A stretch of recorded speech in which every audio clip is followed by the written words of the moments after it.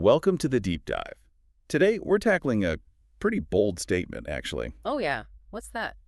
The idea that we might be living through the single greatest wealth transfer in all of human history right now. Wow. Okay.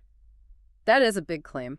Sounds dramatic, maybe. It does sound dramatic, but, we want to dig into the forces behind that idea, see what's really going on in the global economy. Right. And our goal here really is to cut through all the noise, give you a kind of shortcut to understanding something that could, well, really impact your financial future. Exactly.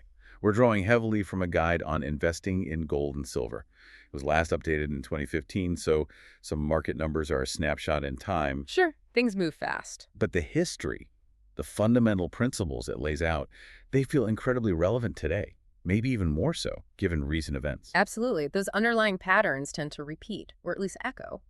So today we're diving into the, honestly, surprising history of money versus currency, why things like gold and silver had been so central for literally millennia. And what all that history tells us about, navigating the here and now, the economic landscape we're in today. Our mission, to give you that historical perspective, help you spot the current risks, the vulnerabilities. And maybe offer some practical insights so you can recognize what some people are calling this once-in-human-existence opportunity, and maybe even act on it. Okay, let's get started. Where to begin? Well, first things first. We absolutely have to nail down a distinction most people just gloss over: money versus currency. Right. They sound the same, but they're not. Not at all. Think of currency. It's a medium of exchange, sure, but it doesn't store value in itself. Okay. The word currency even comes from current, like an electrical current or a river current. It has to keep moving. If it stops, it kind of dies. Huh. So like shells, beads, paper? Exactly. Livestock, grains, shells, beads, paper, they've all been used as currency. They help trade happen, but the thing itself isn't inherently valuable long term. Got it. So then what's money? Money does have intrinsic value within itself. Now, money can always be used as a currency, Okay. but currency isn't always money because it lacks that built-in worth. Think about it, that $100 bill in your pocket. Is the paper really worth $100? No, definitely not. Right. And historically, looking across thousands of years, only two things have consistently, universally been accepted as money: gold and silver. Gold and silver. Yeah. Okay, so that leads us to fiat currency. What's that about? Yeah, fiat, it's Latin, Yeah. basically means let it be done, or by decree, an arbitrary order. So a government just says this paper is valuable. Pretty much, a fiat currency gets its value only because the government orders it to be accepted as payment. There's nothing backing it up. And crucially, Mhm. every currency today is a fiat currency. Every single one. All national currencies currently in use are fiat. Okay, wow. And this brings us to something. Well, it's often called the dirty little secret of fiat currency. Uh-oh, what's that? It's actually designed to lose value over time. Designed to lose value. Its purpose, effectively, is to stealthily transfer wealth to the government or the currency issuer. How does that work? Every time a government prints and spends a new dollar or euro or whatever, that new unit gets full purchasing power immediately. Right. But where does that power come from? It's diluted from all the other dollars already out there. Your dollar. So more dollars chasing the same amount of stuff makes each dollar worth less. Exactly. It diminishes the value of every single dollar you hold. And that phenomenon, that loss of purchasing power we see as rising prices, that's what we call inflation. But inflation isn't just prices going up. Technically, no. Inflation is the expansion of the currency supply itself. Rising prices are just the symptom, the consequence you feel in your wallet. Okay, that's a critical distinction. Inflation is currency expansion, prices rising is the effect. Precisely. And the key takeaway is, with inflation, pretty much everything else gets more valuable relative to the currency, except the currency itself. Its purchasing power goes down. Got it. So this pattern, governments using paper currency, what usually happens next? Well, history shows a pretty consistent pattern. Once paper currency is established, governments almost invariably expand the supply. How? Just printing more. That's one way, yeah. Deficit spending more than they take in and printing to cover the difference, and also through fractional reserve banking. Fractional reserve. Mm. That allows banks to lend out more than they actually hold. Essentially, yes. It allows credit creation, which also expands the effective currency supply. Okay, and then what? Eventually, maybe there's a war or some big crisis. They reach a point where they just don't have enough gold or silver reserves to back all the paper they've created. So they suspend redemption rights. They say, sorry, you can't trade this paper for gold anymore, and boom, it becomes a pure fiat currency, backed only by government decree. And how does this usually end? This tension between fiat and, say, gold? Generally, one of two ways. It might be a technical decision, meaning the fiat currency survives, but it gets repegged or somehow asset-backed by gold or silver again, usually at a much higher price for the metal. Okay, so gold's value is recognized again. Or it's a knockout blow. The fiat currency completely collapses, dies. People lose faith entirely. hyperinflation, like Weimar Germany. That's the extreme example, yes. Yeah. But either way, technical decision or knockout. Yeah. Gold and silver are always declared the victors in the long run. They're like the reigning heavyweight champions of wealth preservation. They always come out on top eventually. Let's look at some history then. Where did this all start? Well, gold and silver coins as money, that goes back to Lydia, maybe 680 BC. But a really interesting moment was Athens, around 407 BC. What happened there? They needed to finance spending, deficits, sound familiar? So they started mixing their gold and silver coins with cheaper metal, like copper. Debasement. Diluting the value. Exactly. And that was a huge deal because really for the first time, gold or silver had a price outside of just its weight. You could compare the pure coin to the debased one. I see. So you could see the government was, well, cheating a bit. Precisely. It's an early, clear example of currency manipulation. Foreshadows a lot of modern stuff. Okay, fast forward a bit. John Law in France. That sounds dramatic. Oh, it was incredibly dramatic. Early 18th century, France was drowning in debt. Law, this charismatic gambler, convinces the Duc d'Orléans, the regent, to let him try a paper currency solution. Risky. Hugely. He sets up a company, the Mississippi Company. Its shares went absolutely parabolic, up like 30 times in months. Yeah. His bank became the Banque Royale, backed by the government itself. Seemed like genius. But they just kept printing more currency, issuing more shares, way beyond any real value. The bubble burst spectacularly. Just 4 years from start to total collapse, plunged France and much of Europe into a depression that lasted for decades. Wow. 4 years. Shows how quickly things can unravel with paper money. Absolutely. Unchecked expansion, speculation. A dangerous mix. And then, the one everyone knows, Weimar Germany, Right. 1914 to 1923. The textbook case of hyperinflation. The numbers are just mind-boggling. A pair of shoes, 12 marks before the war, 30 trillion marks by the end. Trillion. For shoes. Yeah. A loaf of bread went from maybe half a mark to 200 billion marks. It's almost impossible to even comprehend. What about stocks? Did they keep up? Nominally, the stock market went up. Looked good on paper, but in terms of real purchasing power, it lost over 97% of its value. Utterly wiped out.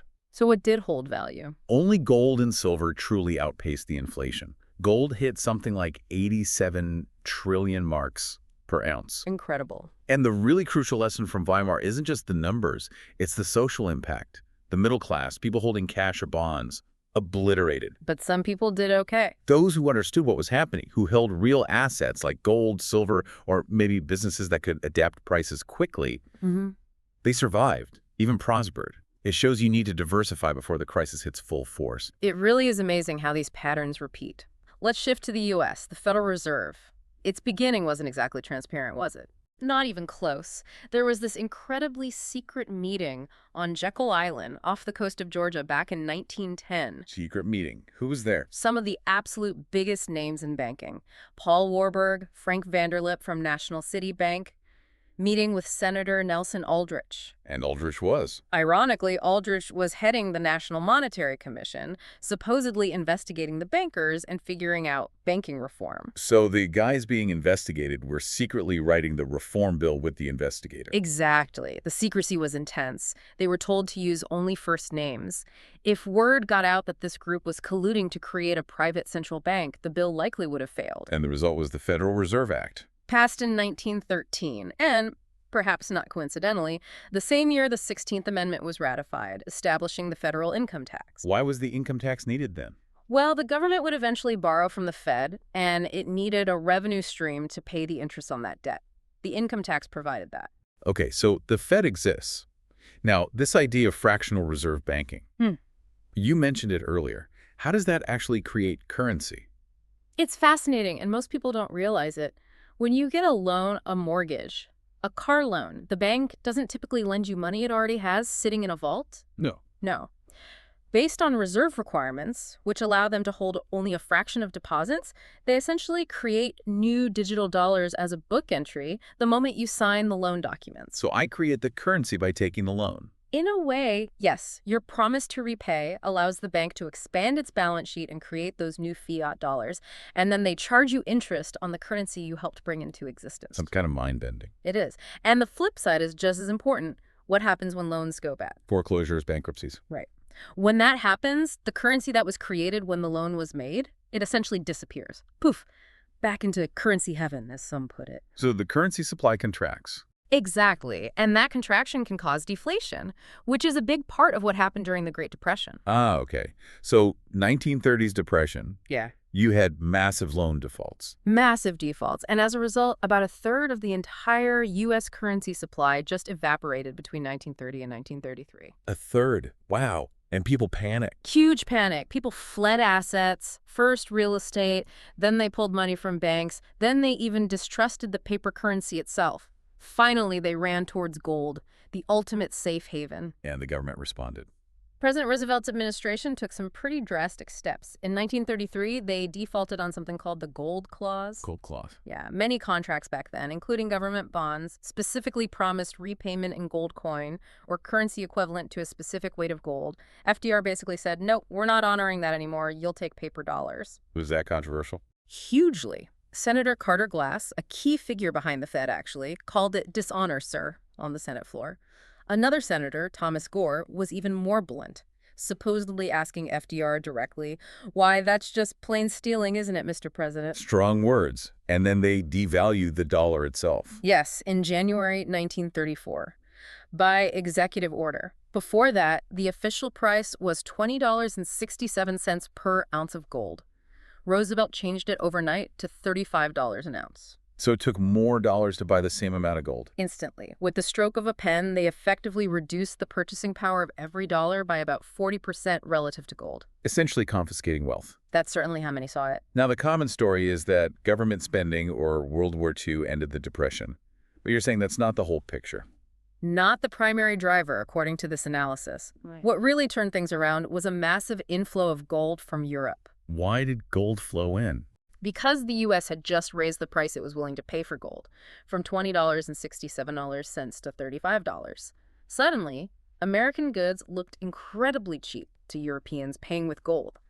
They bought U.S. goods, gold flowed into the U.S. Treasury, recapitalized the banks, and that monetary influx is what really fueled the recovery. Interesting. A different perspective. Okay, let's jump ahead. Post-World War II, Bretton Woods. Right. After the war, the U.S. was dominant, held maybe two-thirds of the world's official gold reserves. Huge amount. Massive. So in 1944 at Bretton Woods, they established a new system. The U.S. dollar became the world's reserve currency, and it was the only currency directly convertible to gold, fixed at that $35 an ounce price. Other currencies were pegged to the dollar for a while, but even with all that gold, the U.S. started running deficits, printing more dollars than it had gold backing. Other countries, especially France, started calling America's bluff and demanding gold for their dollars. No, gold started leaving the U.S. Big time. Between 1959 and 1971, over half of the U.S. gold reserves flowed out of the Treasury vaults. Until Nixon. Until Nixon closed the gold window in 1971.